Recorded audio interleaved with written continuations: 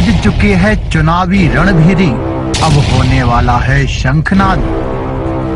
बिछ रही है चुनावी बिसात, किस करवट बैठेगा सियासत का ऊंट।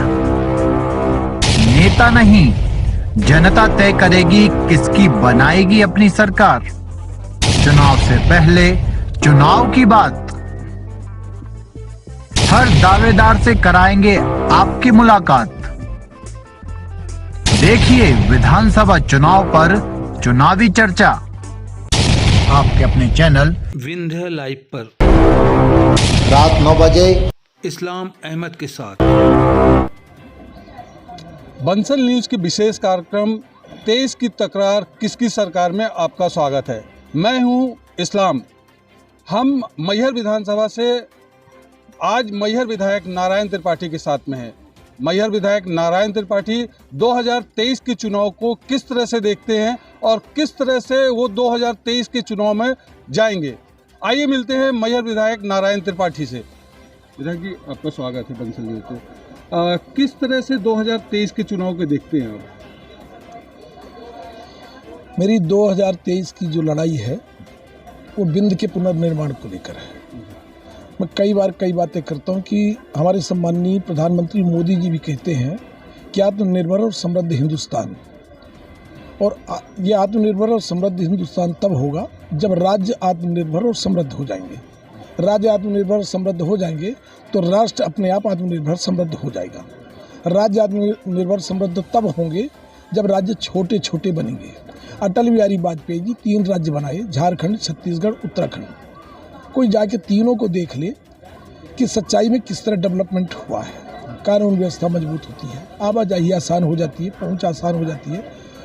हमारे राष्ट्रगीत में विंध्य, हिमाचल, यमुना, गंगा, आगे पंजाब, सिंध, गुजरात, मराठा, सिंध चला गया पाकिस्तान में, विंध्य का विलय कर दिया गया मध्य प्रदेश में, तो राष्ट्रगान भी हमारा अधूरा हो गया।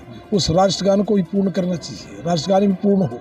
बाबा रामदेव अभी बोल दिए कि सिंध को और पाक अधिकृत कश्मीर को, दोनों को हिंदुस्तान में लाना चाहिए। तो ये मेरा जो पहला प्रयास है, मेरी जो पहली लड़ाई है, ये हिस्सा बाट और घर की लड़ाई है। मध्य प्रदेश से हम विंध्य प्रदेश जो हमारा पहले था, हम उसको चाहते कि उसका पुनर्निर्माण हो जाए, जिससे हमारे बाल बच्चों का भी बेहतर भविष्य हो। हमारे यहाँ खनिज संपदा है, हमारे यहाँ धार्मिक नगरियाँ हैं, जहाँ राम की तपोभूमि, राम की कर्मभूमि, जहाँ राम भगवान मर्यादा पुरुषोत्तम राम बन गए। जन प्रधान देश नहीं, ये कर्म प्रधान देश है।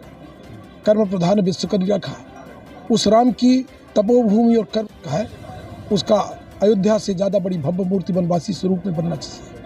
तो हम विंध्य के पुनर्निर्माण के लिए, यदि अपने बाल बच्चों के बेहतर भविष्य के लिए यदि बात कर रहे हैं, तो ये बागी और बगावत नहीं कहलाता। मैं भारतीय जनता पार्टी का मिले हूँ। हम ऊपर वाले से चाहेंगे कि भारतीय जनता पार्टी हमेशा इस तरह चलती रही। प्रधानमंत्री जी मोदी जी बहुत इसी तरह देश का काम करते रहे, परंतु ये संभव नहीं है कि हमारे बिंद की उपेक्षा हो और हम मूक दर्शक बने, लाचार बेबस बैठे हाथ में हाथ रखे देखते रहे। ये संभव नहीं। यह लड़ाई हमें लड़ना पड़ेगा। मैं बिंद के पुनर्निर्माण की लड़ाई लड़ रहा हूँ। तो बिंद के पुनर्निर्माण के लिए आप लड़ाई लड़ रहे हैं। बिंद के विकास में, जैसे आप कह रहे हैं कि बिंद का विकास होना चाहिए, इधर पे कॉलेज होने चाहिए, बच्चों के लिए जो बाहर पलायन करते पढ़ने के लिए, मजदूरों के लिए भी पलायन हो जाता है। और क्या चाहते हैं इधर पे कि बिंद पे विकास हो? हमारे बिंद में कोई ऐसा स्कूल कॉलेज नहीं है जो हम अपने बच्चों को पढ़ा लिखा सकें। हमारे बिंद में कोई ऐसा अस्पताल नहीं है जहाँ हम अपने लोगों को, स्वजन को ले जाके एडमिट करके बड़े आराम से शांतिपूर्वक भरोसे के साथ दवा करा सकें। हमारे बच्चों को खेलने कूदने का कोई ग्राउंड नहीं है जहाँ पढ़ाई की व्यवस्था न हो, दवाई की व्यवस्था न हो, कोई डेवलपमेंट न हो, कोई ग्राउंड न हो। कोई इतना उपेक्षित बना हुआ है, कोई नेता बोलने वाला न हो, कोई नेता बिंद की चर्चा करने वाला न हो, किसानों की समस्या को कोई सुनने वाला न हो। तो इसमें अभी विकास क्या हुआ है? हमारे पास खनिज संपदा का अकूत भंडार है, जो रॉ मटेरियल को खोद खाद के लेके निकाल के सब उद्योगपति लेके चले जाते हैं। हमारे बिंद के जो व्यापारी लोग वो देखते रहते, बेचारे बने। किसान भी आज भी उपेक्षित है, बिजली नहीं मिल पाती, खाद नहीं मिल पाती। ये तमाम परेशानियां हैं। अभी तो बिंद की विकास की शुरुआत ही नहीं हुई है। तो इसलिए बिंद का पुनर्निर्माण ही इसकी दबा है और बिंद का पुनर्निर्माण ही होना चाहिए। भाजपा 5 फरवरी से पूरे मध्य प्रदेश में विकास यात्रा निकाल रही है, उस पर क्या? हर हाल में निकालना चाहिए, बेहतर काम है, काम भी हुआ है। हम ये थोड़ी बोलते काम नहीं हुआ, काम हुए हैं। हमारे मैहर में भी जो स्कूल हैं, कॉलेज हैं, सड़कें हैं, चारों तरफ सड़कों का जाल बिछा दिए, सब कुछ ये काम हुआ। पर जो जिस गति से जाना चाहिए, जो बिंद का निर्माण होना चाहिए, जो हमारी कल्पनाओं में है, वो नहीं हो पाया। हमारा दोहन हुआ है, हमारा शोषण हुआ है। जो काम हुए हैं उनके संबंध में तो जाना पड़ेगा जनता के पास। ये काम हुए हैं पर ये काम पूर्ण नहीं है। काम कभी पूर्ण नहीं होते, काम आगे भी कोई पूर्ण नहीं होगा। जब तक ये धरती है तब तक विकास की राह चलती रहेगी। पर जो हमें मिलना चाहिए, जो हमें होना चाहिए, हम उस जगह पे नहीं हैं। आप कंपैरिजन में, मध्य प्रदेश के कंपैरिजन में ही ग्वालियर, चंबल, मालवा, निवाड़, भोपाल, ये सब जगह देखें तो ये बहुत आगे जा चुके हैं। हमारा बिंद और बुंदेलखंड भी, महाकौशल भी, मैं यहाँ तक कहूँगा महाकौशल भी उपेक्षित है। हम तो संघ की परिकल्पना वाला, जो महाकौशल प्रांत की बात होती है, हम तो बोलते हैं बिंद कौशल प्रांत बना दिया जाए, जबलपुर हाई कोर्ट है, रीवा राजधानी बन जाए, तभी ये इसका विकास संभव है। जैसे कि ये मैहर के लोगों की, ये सतना जिले के लोगों की एक हमेशा से मांग लंबी समय से चली आ रही है, बरगी का पानी नहीं आ पा रहा है। कब तक आने की संभावना है, और जब बरगी का पानी आएगा तो क्या विकास संभव हो पाएगा? समाचार पत्रों के माध्यम से हमें पता चल रहा है, तमाम समाचार पत्रों में बड़े दावे के साथ बोला गया है कि 23 में बरगी का पानी सतना पहुंच जाएगा। पर मैं दावे के साथ कहता हूं कि अभी 23 में भी पानी पहुंचने वाला नहीं है।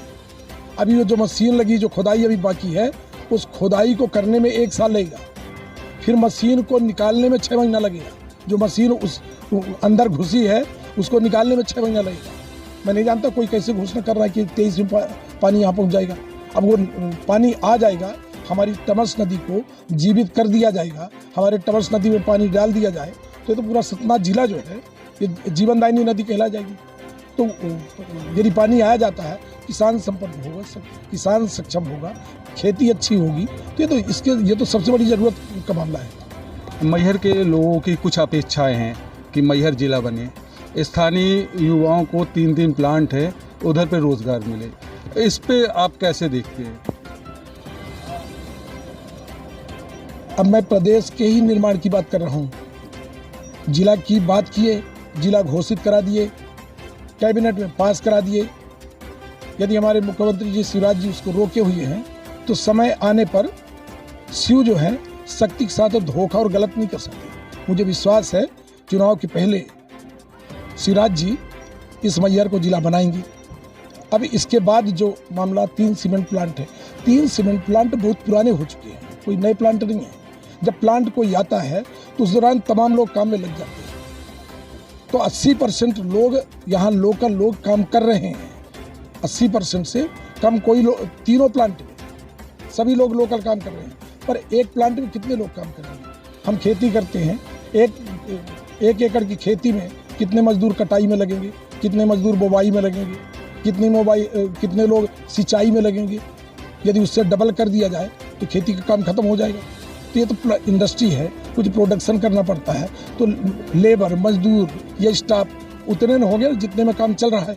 अब इतने में काम चलने में अब किसको ला के रख दिया जाए, और तो कितने को हटाया जाए, तब कितने को रख दिया जाए।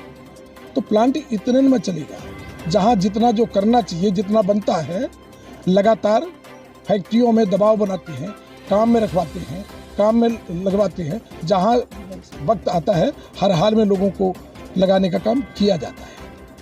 तो ये थे मैहर विधायक नारायण त्रिपाठी, जिन्होंने कहा कि शिव शक्ति के साथ कभी धोखा नहीं कर सकते हैं।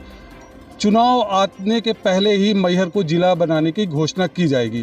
कैमरा पर्सन के साथ इस्लाम अहमद, बंसल न्यूज़, मैहर।